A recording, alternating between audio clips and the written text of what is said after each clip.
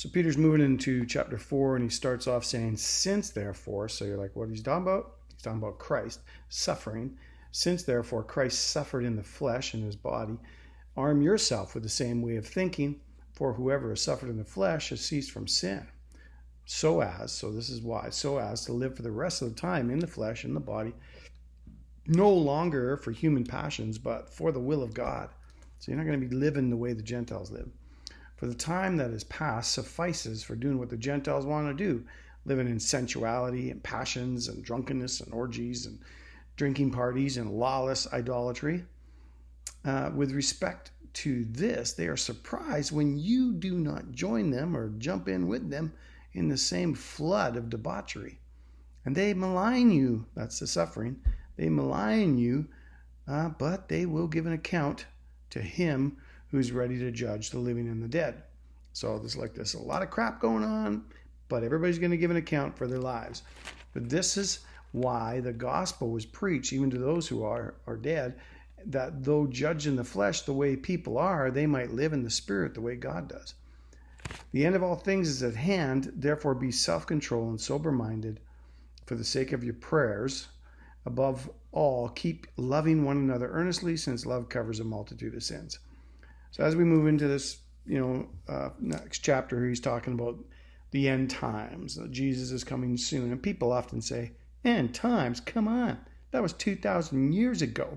How could he be talking about the end times? That proves he was wrong. Or does it? 2,000 years ago. Okay, A, was it wrong of Peter to say it was the end times? B, is it wrong for us now to say that we're living in the end times?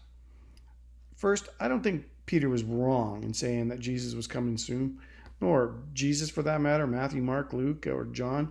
I don't think they're wrong in saying, be on your guard, these are the last days, or Jesus was coming soon. I don't think they're wrong, and I think it's soon. I heard Tim Keller talk about this in this way. He used this illustration. He said he was waiting in the car with his kid in a parking lot of a grocery store. Mom was in the store, and they were waiting for her to get out. And so the boy says, hey, Dad, why don't we take a little drive around the park and, look at the trees and the creek and stuff. They're so beautiful. And Tim says, no, your mom's returning soon. We got to stay here and wait. Oh, Dad, whine. 10 minutes goes by. When is she coming? Soon.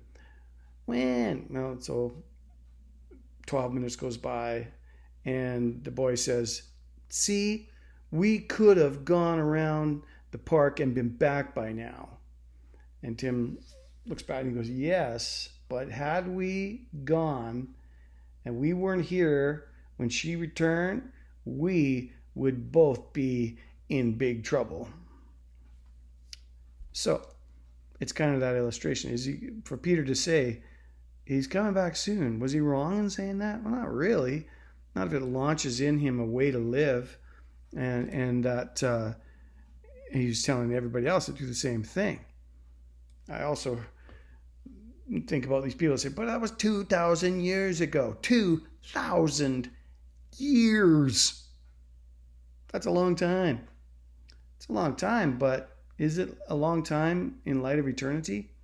I heard an illustration one time of eternity. You take a ball, a steel ball, like a steely, the size of the earth, and every year a little hummingbird flies in and scratches his beak against this steel ball, the size of the earth, and then flies away and come back the following year and scrapes his beak. By the time that steel ball is whittled down to the size of a pea, that's maybe 1 second of eternity. 2,000 years in light of eternity is a blip. It's not even a drop in the bucket. It's a drop in the drop of a bucket. It's a long, long time, eternity. It's infinite.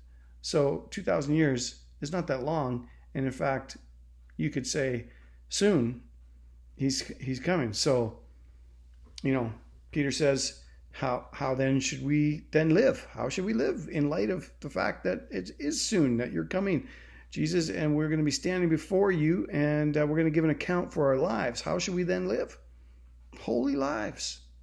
We shouldn't be plunging in with all the stuff that's going on, the lawlessness and the anarchy and the parties and the sensuality and the drunkenness. And we shouldn't be plunging into that stuff. We should be living lives that Peter says, he goes, because these all things, therefore, all things are at the end of all things are at hand. Therefore, be self-controlled and sober-minded for the sake of your prayers. You don't want your prayers hindered. You want a clear path of communication, not be hindered by shame and guilt.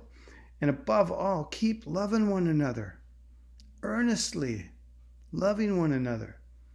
For love covers over a multitude of sins. Now, love doesn't cover up a multitude of sins. It covers over. And this word Peter's using here says pardons. That's what it means. Pardons. John said it in 1 John 1:9. He says, if we confess our sins, and he's faithful and just to forgive us our sins and to cleanse us or cover all unrighteousness in us. That is good news.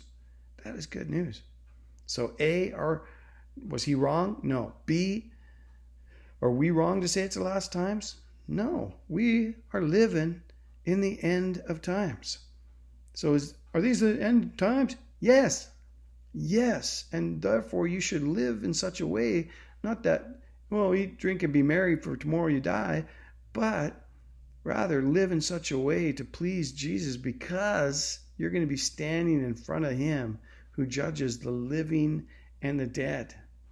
In the old days, we used to sing a song, in the old days, back when I was 20s, and it was called Be Ready. It goes, be ready, for there is an hour when you think he won't come, and he'll come and catch you sleeping.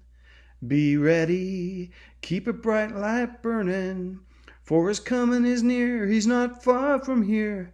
You're gonna see his face, and when you look into his eyes, you won't despise all the sacrifices you're making to be ready.